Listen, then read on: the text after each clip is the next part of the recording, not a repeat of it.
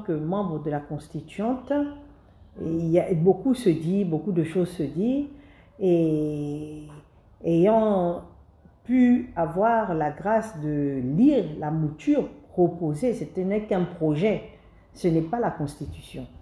Ce n'est qu'un projet, ce projet nous a été donné et il nous a été dit de donner des avis motivés. C'est ce que nous avons fait. Aujourd'hui, il y a beaucoup de débats parce qu'on n'a pas le temps de bien expliquer au peuple gabonais que c'est quoi la Constitution, c'est quoi le référendum. Parce qu'aujourd'hui, nous parlons d'un Gabon nouveau, nous voulons que les choses changent. Et s'il y a une chose sur laquelle nous devions avoir un regard particulier et pouvoir prendre réellement au sérieux, c'est cette fameuse Constitution que nous allons voter lors du prochain référendum.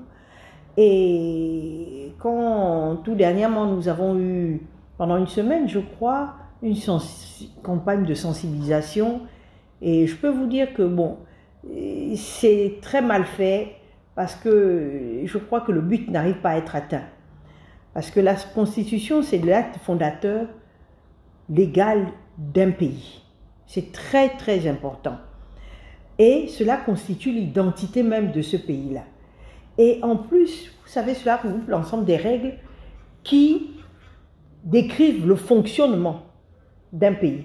C'est-à-dire comment doivent fonctionner les pouvoirs, le pouvoir exécutif, le pouvoir législatif, le pouvoir judiciaire. Ça nous dit comment ça doit être fait. C'est important. Vous savez, le Code civil disait « Le mariage au Gabon est reconnu entre deux adultes consentants ». Deux adultes consentants, ça peut être deux hommes consentants, ça peut être deux adultes consentants femmes, mais ça ne décrivait pas exactement le mariage entre un homme et une femme. Alors que parmi les intangibles, il y a ça. Deux adultes, c'est-à-dire même pas deux adultes, le mariage c'est entre un homme et une femme. Vous voyez, dans la nouvelle constitution, il y a ça. C'est important. Et bien sûr, le nombre de mandats. C'est intangible, ça veut dire qu'on ne peut pas changer ça. 2 mandats non renouvelables. Les gens font beaucoup, c'est vrai. Tout ne peut pas être parfait, il n'y a pas de monde parfait. Mais il y a l'essentiel qui est là. Nous voulons un président gabonais, de père et de mère, ayant une épouse gabonaise, de père et de mère. Ça peut créer la polémique, mais ça ne fait pas partie des intangibles. Donc ça veut dire que peut-être dans 10 ans, dans 20 ans, étant donné que nous tous, nous avons des parents, des enfants qui sont d'une nationalité autre que celle du Gabon, ou bien qui ont eu des enfants avec d'autres nationalités, mais nous sortons d'un traumatisme. Et laissons les choses se faire. C'est important. Les gens parlent, bon, c'est vrai, les gens parleront toujours.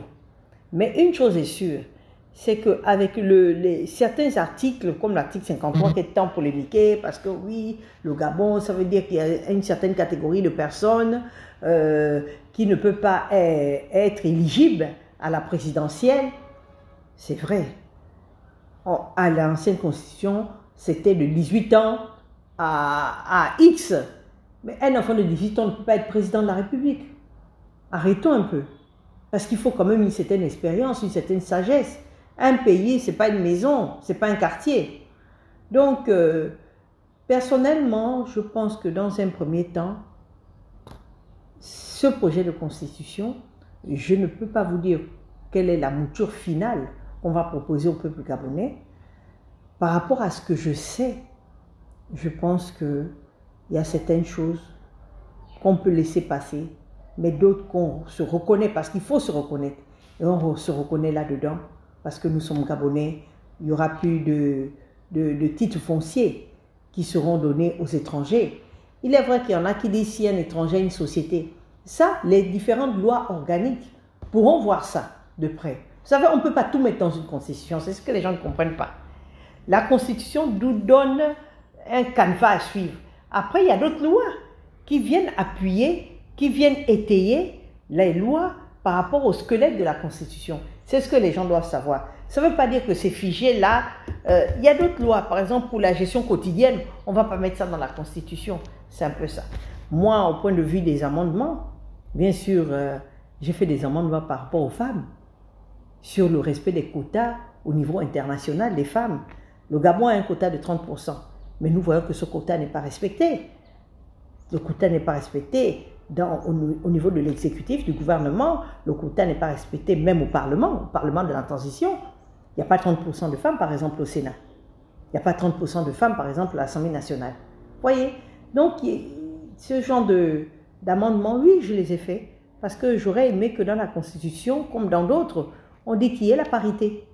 Et parité ne veut pas dire égalité, comme les gens disent, qu'il y ait la parité au moins entre un homme et une femme. Parce que l'égalité, quand on dit qu'il n'y a plus de chefs de famille et autres, ça aussi c'est à revoir parce que c'est hors de nos coutumes et de nos normes. Et hors même de la parole de Dieu. Donc c'est un peu ça. Aujourd'hui, nous voyons que nous travaillons en bonne intelligence, c'est-à-dire que vous soyez de l'ancien régime, au PDG, le parti qui était au pouvoir, que vous soyez de la majorité de l'opposition radicale ou l'opposition PDG, comme on les appelait, ou la société civile, nous travaillons pour le Gabon au niveau du Parlement. Et ça se passe très bien. C'est vraiment un grand exemple de mettre le Gabon d'abord. Ça, c'est très important. Et nous voyons que beaucoup de gens qu'on ne connaissait pas, ce n'est pas toujours les mêmes familles, les mêmes noms. Aujourd'hui, sont nommés un peu partout. Bon, c'est vrai qu'il y aura toujours des polémiques sur les copains et coquins. Bon, on travaille aussi avec des gens à qui on fait confiance. Hein. Donc pour moi, je me dis que oui, les gens peuvent parler, il y aura toujours des gens qui parleront. Il y aura toujours des insatisfaits. C'est normal, c'est l'être humain. Mais je pense quand même que le bilan est positif, ça commence à aller. De toute façon, ça ne pouvait pas être pire que là où nous étions. Alors, faisons avec. 1 an, ça peut être beaucoup pour certains, mais c'est très peu pour réhabiliter et restaurer une nation. Il faudrait vraiment qu'il y ait une réelle campagne civique de faire comprendre aux Gabonais et éduquer les Gabonais sur la notion du référendum. Parce que beaucoup pensent que le référendum, c'est comme si c'était l'élection présidentielle, ce qui n'est pas le cas. Pire encore, la Constitution, il y en a qui disent votre Constitution là. Non, la Constitution, elle est pour tous les Gabonais. Tous les Gabonais doivent savoir que la Constitution ne se fait pas sans eux. C'est important. Et ça, le peuple gabonais a besoin de savoir. Moi, je dirais aux gouvernants qu'ils puissent vraiment pouvoir aller dans les lycées et collèges, dans les universités. Parce que nos enfants nous amènent aussi des informations. Ça fait en sorte que le débat soit ouvert et que les enfants puissent s'imprégner de leur constitution, c'est-à-dire la loi fondamentale. Comment est géré le Gabon? Ça, un enfant de CM2 doit l'apprendre. Qu'est-ce qu'on attend par constitution? Et la maman, je voyais des publicités, des mamans qui sont au marché, j'ai vu des gens aller leur parler. Parlez-leur simplement. Parce qu'il y a des gens, quand ils entendent référendum, ils disent « Oh, ça c'est un mot dur, c'est compliqué. Oh, » Non, le référendum, ce n'est pas pour l'élection du président Oligui Nguema. Non, le référendum, c'est pour voter la constitution qui est comment le Gabon doit être. Qu'est-ce qu'on attend du Gabon? Qu'est représente le Gabon? C'est ça la Constitution. La Constitution, c'est pour dire si oui, je suis d'accord avec ce qu'on me propose ou non, je ne suis pas d'accord. Il faudrait que le peuple s'exprime. Et c'est une des choses importantes dans la vie du peuple. Un référendum sur la Constitution. Sans Constitution, il n'y a pas de présidentielle. Il n'y a pas de législative, de sénatoriale et autres. Il n'y a même pas de comment on gère un pays. Donc moi, je dirais qu'il faut que les gouvernements soient sérieux et aillent au plus profond du Gabon, aillent dans les mapagnes, expliquer c'est quoi la Constitution et le référendum.